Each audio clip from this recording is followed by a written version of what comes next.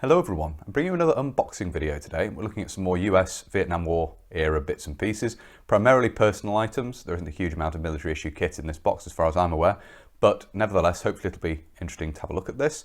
A big thank you again to my friend Ian Parker in the US for sending me these bits and pieces over, obviously accumulating some of them together for me from various eBay sales and also picking up some of these bits and pieces for me as well. Incredibly kind of you again, Ian, and thank you very much once again. Without further ado, we'll get into the main part of the video now and have a look at what's arrived. So here we have the box of bits and pieces which has arrived. As usual, I've opened this up already and taken the tape off, so it's not going to cause a load of noise and stuff on the video. I'll put it to one side here and we'll start having a look at what has arrived. So the first thing to look at here is this radio, and this is a Westminster radio, as you can see here. I believe this dates from the late 1960s to early 1970s.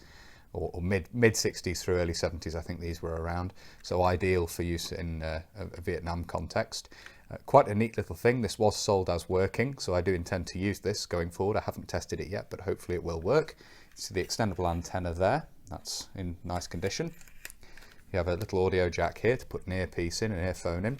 Obviously wrist strap there. You can see this works on both FM and AM.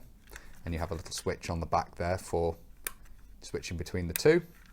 Battery box here, which, let's see if I can open this, lift to open. So just bring this up here. It's a little awkward to do looking through the camera. I don't want to break anything. So looking inside the battery box there, you can see this takes a 9-volt battery. You can see that in there. So that should be no problem to test. I don't think I actually have any 9-volt batteries in, so I'll have to get some to test this. That just clips in like that. My intention with this is to get a neat little device which you can get, which will receive a Bluetooth transmission from a phone or laptop or similar. You can find original broadcasts, so my intention would be at shows where it's possible to do so, to actually broadcast on an FM band and pick it up through this and have this just playing period broadcasts on the display. And in addition to the sort of cassette players I've had previously playing period music, and that hopefully will work out quite well. So that's a little radio there which we'll be talking about in more detail going forward, and as I say, hopefully I'll have tested this by the time I talk about it again and may be able to demonstrate it as well. Next thing to look at here is a box within a box. So we've got a box here with various bits and pieces in here. So first of all, we have some M16 parts. So we have a rear sling swivel there for the earlier stock, the butt stock. The early M16A1s actually used the butt, I think it's the Type D if I remember correctly, with this rotating sling swivel as opposed to the fixed one that came in a little bit later. That's technically the A1 standard, but early A1s had this earlier design, which was also seen on the M16E1. Also a couple of screws for the rear sight. These are all to improve on airsoft examples I have, to basically make them look a little bit better. And Ian's provided me some bits and pieces here. You've got some takedown pins there, springs and various other little bits and pieces there, little detents. So that's going to be very useful going forward. There are a couple of split washers in there as well for attaching the muzzle device. So things to improve airsoft M16s there, which is something I'm going to talk about on the channel in the future as well. Looking in here, we have another military item, one of the few bits and pieces of military items that's arrived with all this lot. And this, of course, is a 5-quart canteen. And you can see here we have the definition up in there. We have the nomenclature up in the corner here: flotation bladder, collapsible canteen, 5-quart. You have the DSA there with 68, the date in there, and Trenton Textile E&M Company Limited, which is the manufacturer, of course. Really pleased with this from US eBay. It wasn't particularly expensive, but most of the examples of these you see around now are 90s dated examples. So it's really nice to have a proper sort of 60s Vietnam War era example in the collection. They do turn up late war, tied onto the top of rucksacks and things. So a nice thing to have from that point of view, and obviously in pretty much unissued condition as far as I can see. Really pleased with this. A nice addition to the later Vietnam War era kit that I have. So that there as well. And there's a final thing in here, which is a set of specialist collar insignia. Obviously the metal collar insignia was used later on in Vietnam on the combat uniform, the tropical combat uniform. So just a set of specialists collar badges there, which are rather nice. They obviously have the coat of arms there in the centre and mirror the shape of the specialist's badge. So pleased with those. Next things to talk about here. The next things to talk about here are some magazines, and I'll get these out as a stack.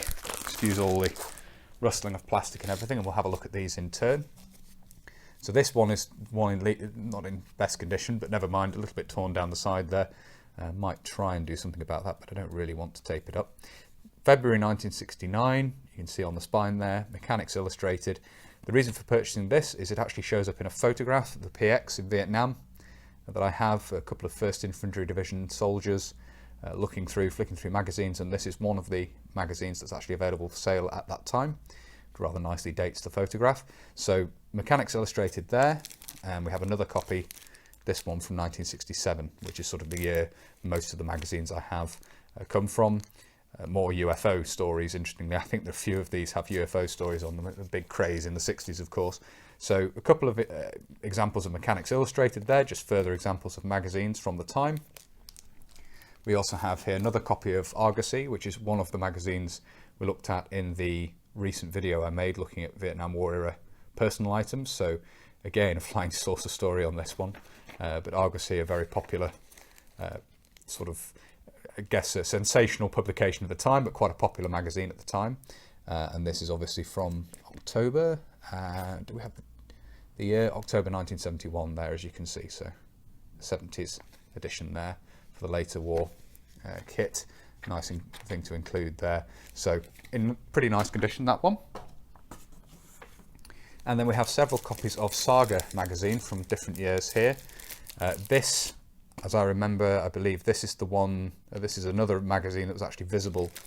This is from May 69, but this is another magazine that was actually visible in that photograph of the PX in Vietnam, so I was quite interested to pick up a copy, this specific copy of Saga.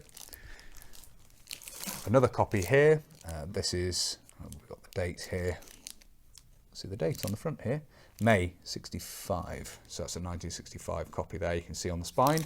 So again, for earlier war small kit, personal items. And then we have September 67. Leave these in the plastic for now. And another copy of Saga here, this one from April 68. So just some different examples of Saga magazine there. I think the reason for me picking up several of them, there was an offer if you bought more than one from a particular seller. So that is everything that's arrived. So thank you very much once again, Ian. And as I say, some of these items will be showing up in the not too distant future in upcoming videos, all being well. So I do hope you found it interesting looking at these bits and pieces. Obviously various items here are going to be covered in more detail going forward, as mentioned in the video. If you found it interesting and you'd like to see more of this sort of thing, please do consider subscribing to the channel if you haven't already. And whether you're newly subscribing or you've previously subscribed, please do make sure you hit the little bell, the notification button down below. That will of course alert you when I upload future videos. That's everything for this video, so until next time, bye for now.